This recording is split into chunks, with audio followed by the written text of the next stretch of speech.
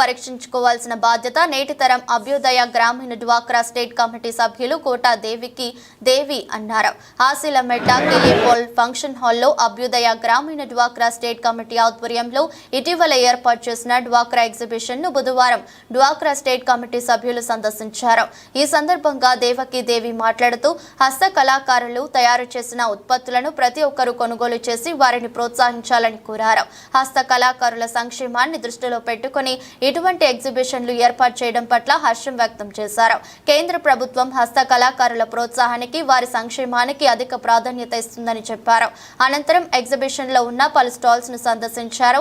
కార్యక్రమంలో అభ్యుదయ గ్రామీణ డ్వాక్రా స్టేట్ కమిటీ సభ్యులు పాల్గొన్నారు. నా పేరు కోట దేవి. అభ్యుదయ గ్రామీణ డ్వాక్రా స్టేట్ కమిటీ ప్రెసిడెంట్గా గత 10 సంవత్సరాలుగా ఈ కమిటీని ఏర్పాటు చేసుకోవడం జరిగింది. ఆంధ్రప్రదేశ్ నుంచి కాక అన్ని జిల్లాలు రాష్ట్రాల నుంచి నేషనల్ కమిటీగా కూడా ఏర్పాటు జరగటం మాకు చాలా ఆనందదాయకంగా ఉంది. ఈ కమిటీలో 10,000 మంది నుంచి 25,000 మందికి ఉపాధి కల్పించుకుంటున్నాం. మా స్వశక్తిగా పట్టుదలగా మేమందరం డ్వాక్రా, మెప్మా, చేనేత, నిరుద్యోగులు, వికలాంగులు, హ్యాండిక్రాఫ్ట్, హ్యాండ్లూమ్,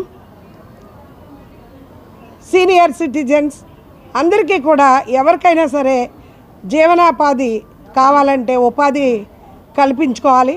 అలాగే మా కమిటీ ద్వారా ఎన్ని కష్ట నష్టాలు వచ్చినా కూడా కరోనా టైంలో కూడా ఈ కమిటీ అందరికీ దోహదపడిందని చెప్పక తప్పదు.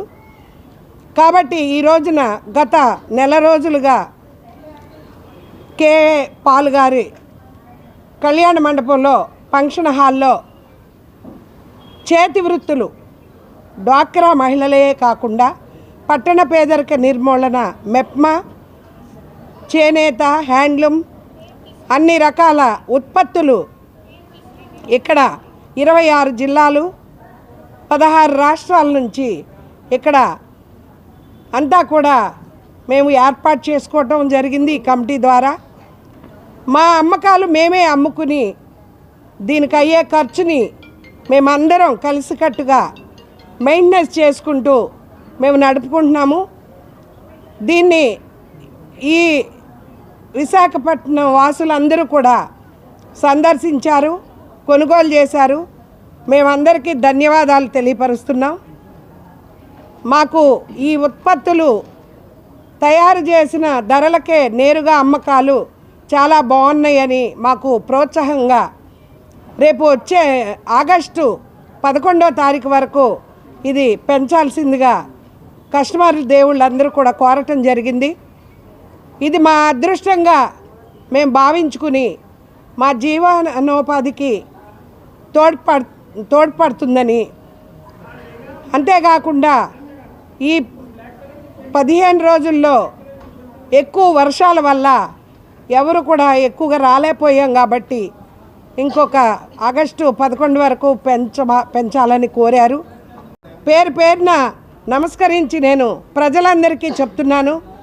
చేతి వృత్తుల చేనేత కార్మికులు మనం ఎంతో గతంలో చూసాము. ఎన్నో ఆత్మహత్యలు, పేద నిరుపేదలు, స్త్రీశక్తి, డ్వాక్రా, మెప్మా కుటుంబాలు గడవని పరిస్థితుల్లో కరోనా టైంలో కూడా చేతి వృత్తులు అమ్మకాలు జరిపి మనుషులు మందులకు కూడా ఉపయోగించుకున్నామని గర్వంగా చెప్తున్నా.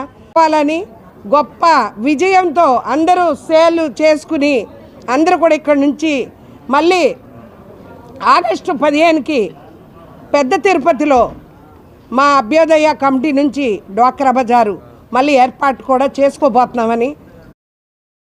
అవ్వాతాతల మొహంలో సంతోషం